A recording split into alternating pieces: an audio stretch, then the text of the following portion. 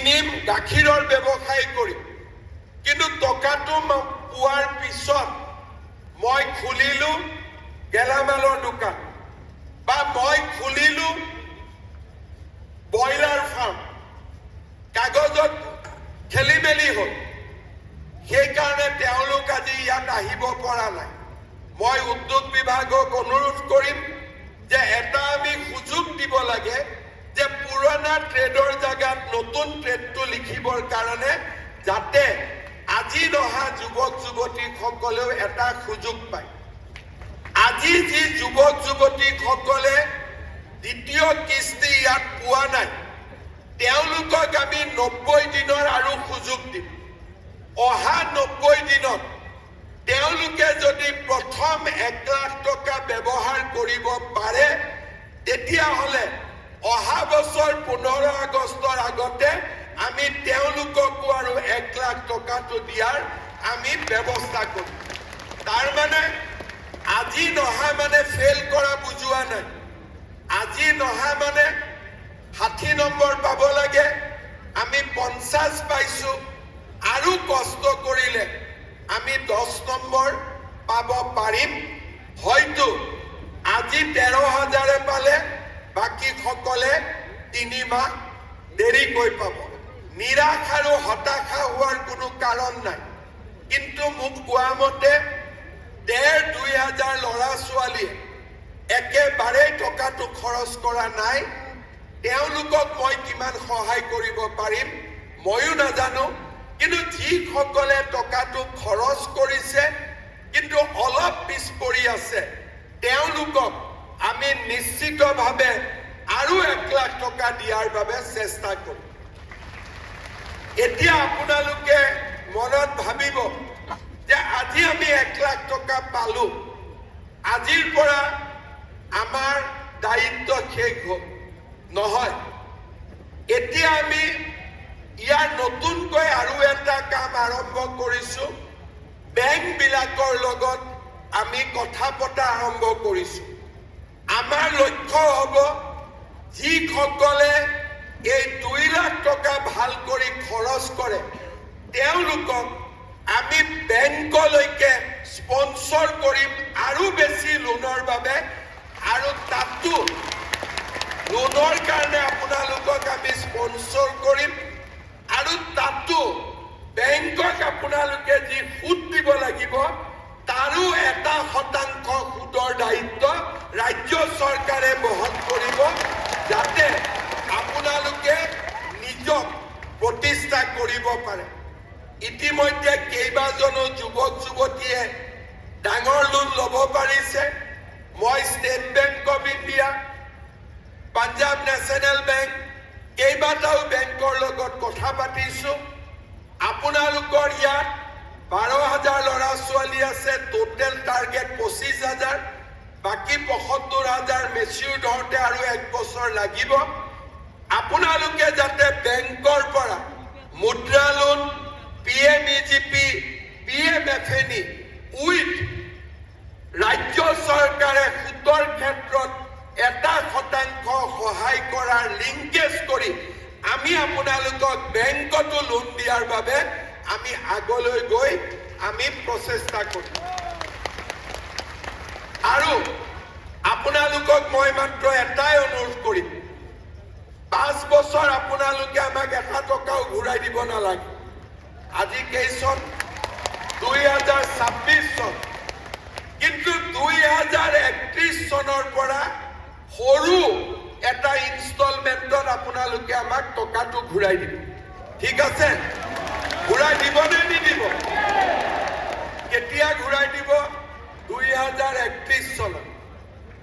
কিন্তু 2031ত যদি কোনোবাই পাহৰি যায়, নিজৰ চিভিল স্কোৰটো কিন্তু বেয়া হৈ যাব। এতিয়া নালাগে, 5 বছৰ আপোনালোকে প্ৰতিষ্ঠা হওক। এতিয়াতো আপোনালোকক আমি আৰু দিম। মুদ্ৰা লোন, বেংকত বোলে ইণ্টাৰেষ্ট 12%, তাৰো কিছু ইণ্টাৰেষ্ট আমি আপোনালোকৰ হৈ দিম, যাতে আপোনালোকে নিজক এষ্টাব্লিছ কৰিব পাৰে।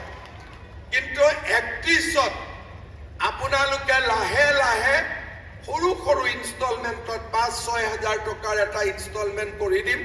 সৰু সৰু ইনষ্টলমেণ্টত আপোনালোকে আমাক টকাকেইটা ঘূৰাই দিব, যাতে এই টকাৰে আপোনালোকৰ ভাইটি ভণ্টিক আমি আৰু বেছিকৈ লোন দিব পাৰোঁ।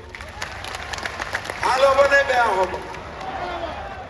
এতিয়া আপোনালোকক আজি ২৫,০০০ক আমি আগতে দিছিলোঁ, কেইদিনমান আগতে আমি ৭৫,০০০ক দিলোঁ। এই ১ লাখ যুৱক যুৱতীয়ে যদি টকাখিনি ভাল কৰি খৰচ কৰে, মোৰ মনটো অলপ বেছি ডাঙৰ। আকাশখন দেখিলে মোৰ আকাশখন চুঁ চুঁ লাগি থাকে, কিন্তু মানুহে জঁপিয়াই চুব নোৱাৰে। কিন্তু সৰুৰ পৰাই মোৰ এইটো স্বভাৱ, জাপ মাৰি থাকোঁ মাজে মাজে, আকাশখন হাতত লাগে নেকি। অহাবাৰ মই চেষ্টা কৰিম ১০ লাখ ল'ৰা ছোৱালীক ২ লাখ কৰি টকা দিব পাৰোঁ। তাৰমানে প্ৰতি সমষ্টিত কিমান হ'ব? ৮,০০০ ল'ৰা ছোৱালী। আমি এটা অসমত নতুন যুৱ আন্দোলন নিৰ্মাণ কৰিব পাৰিম। অখিল গগৈৰ আন্দোলনটো নহয়, মোৰ আন্দোলনটো, যিটোত মানুহে কাম কৰিব, মানুহে কৰ্ম সংস্থাপন সৃষ্টি কৰিব আৰু আপোনালোক নিজে নিয়োগকৰ্তা হ'ব। চাকৰি নহয়, আপোনালোকে মানুহক চাকৰি দিব। এই আন্দোলনটো অহা ৫ বছৰত আমি সকলোৱে মিলি কৰিব লাগিব। অসমক আমি পৰিৱৰ্তন কৰিব লাগিব। নিবনুৱা যুৱক যুৱতীক আমি নিবনুৱাৰ নামটোৰ পৰিৱৰ্তে নিজেই আনক চাকৰি কৰি দিব পাৰা, নিজৰ ভৰিত নিজে থিয় হ'ব পাৰা এটা যুৱ শক্তিলৈ আমি ৰূপান্তৰ কৰিব লাগিব। আৰু মই আপোনালোকৰ বহু কেইজনৰ ভিডিঅ' দেখিছোঁ, কাম দেখিছোঁ, আৰু মই বিশ্বাস কৰোঁ আমি একেলগে যদি এনেকে কাম কৰি থাকোঁ, আমি নিশ্চিতভাৱে আমাৰ উদ্দেশ্যত আমি সফল হমেই, তাত কোনো সন্দেহ নাই। আজি মই পুনৰবাৰ আপোনালোকক মই মোৰ বহুত বহুত শুভেচ্ছা জনাইছোঁ, অভিনন্দন জনাইছোঁ। আজি আপোনালোকে ১ লাখ টকা একেলগে পাব। ২০৩১ত অলপ অলপ কৰি ঘূৰাই দিব। ২ লাখ ঘূৰাই দিব নালাগে, ১ লাখ ঘূৰাই দিব। আৰু ১ লাখ টকাৰো সুদ দিব নালাগে, বিনা সুদত। মাত্ৰ ১ লাখ টকাটো সৰু সৰুকৈ আপোনালোকে ঘূৰাই দিব। বহুত বহুত অভিনন্দন জনালোঁ। কিন্তু গোটেই কথাবোৰ যে মই ক'লোঁ আপোনালোকে বুজিলে নে? কোনে কোনে বুজিলে হাত দাঙক। চবেই বুজিলে? যদি বুজিলে, অসমখন যদি এনেকৈ ধুনীয়া হ'ব লাগে, অহাবাৰ চৰকাৰৰ বাবে কাক ভোট দিব লাগিব? কাক ভোট দিব লাগিব? পাক্কা? সঁচাই কৈছে?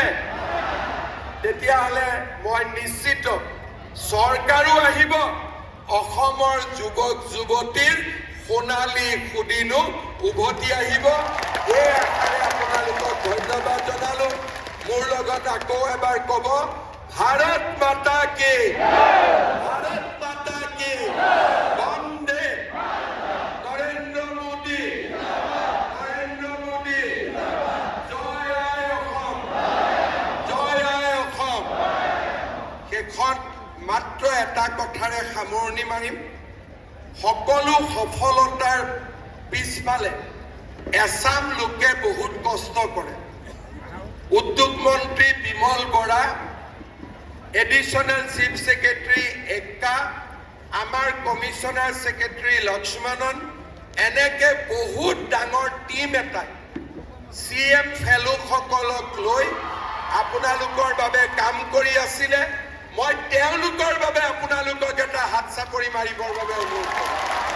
বহুত বহুত ধন্যবাদ। জয় হিন্দ, বন্দে মাতৰম।